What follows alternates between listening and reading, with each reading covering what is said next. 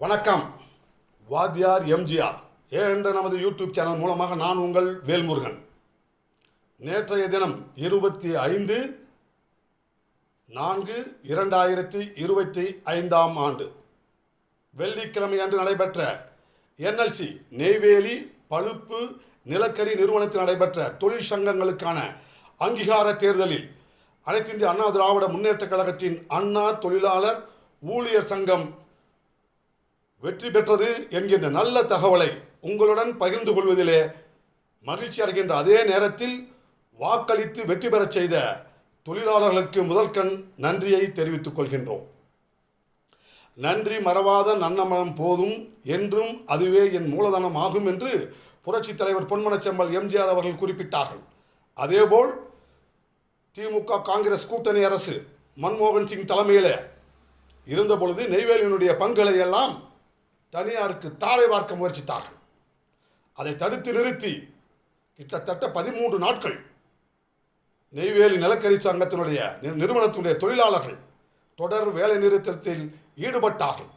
தொழிலாளர்களுடைய போராட்டத்திற்கு செவி மடுத்து அந்த போராட்டத்தின் நியாயத்தை உணர்ந்த இதயம் புரட்சித் தலைவர் அம்மா அவர்கள் மத்திய அரசிடம் பேசி செபி போன்ற நிறுவனங்களிடமெல்லாம் பேசி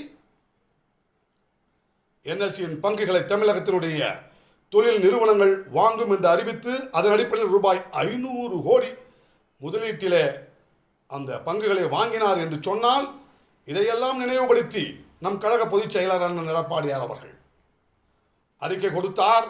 நன்றி மறவாத நல்ல மனத்துக்கு சொந்தக்காரர்கள் நெய்வேலி நிலக்கரி ஊழியர்கள் என்கின்ற அந்த அடிப்படையில் நம் அனைத்திந்திய அண்ணா திராவிட முன்னேற்ற கழகத்தினுடைய தொழிற்சங்கம் மாபெரும் வெற்றி பெற்றுள்ளது.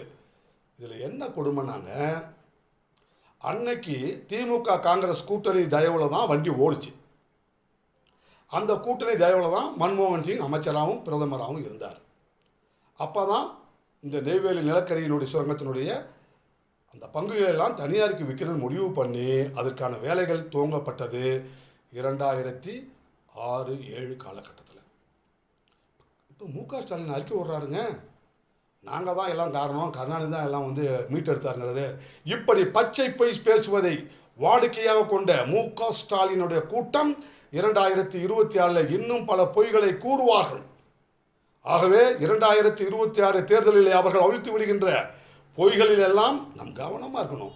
பஜாரில் உஜாரா இல்லைனாக்கா நிஜாரா அவுத்துருவாங்கங்கிற பழமொழி யாருக்கு பொருந்தும் என்பதை தமிழ்நாட்டு மக்களாகிய உங்கள் முடிவிற்கு நாங்கள் விட்டு கழகத்தின் பொதுச் செயலாளர் அண்ணன் எடப்பாடியாருடைய அந்த வேண்டுகோளை ஏற்று இதயம் புரட்சித் தலைவி அம்மா அவர்களுடைய அந்த நிறுவனத்துடைய பங்குகளை மீட்டெடுத்த நல்ல தருணத்தை எல்லாம் நினைவில் கொண்டு அனைத்திந்திய அண்ணா திராவிட முன்னேற்ற கழகத்தின் தொழிற்சங்கத்தை அங்கீகாரம் பெற்ற தொழிற்சங்கமாக தேர்ந்தெடுத்த உங்கள் அனைவருக்கும் மீண்டும் ஒரு முறை நன்றி கூறி விடைபெறுகிறோம். நன்றி, வணக்கம்.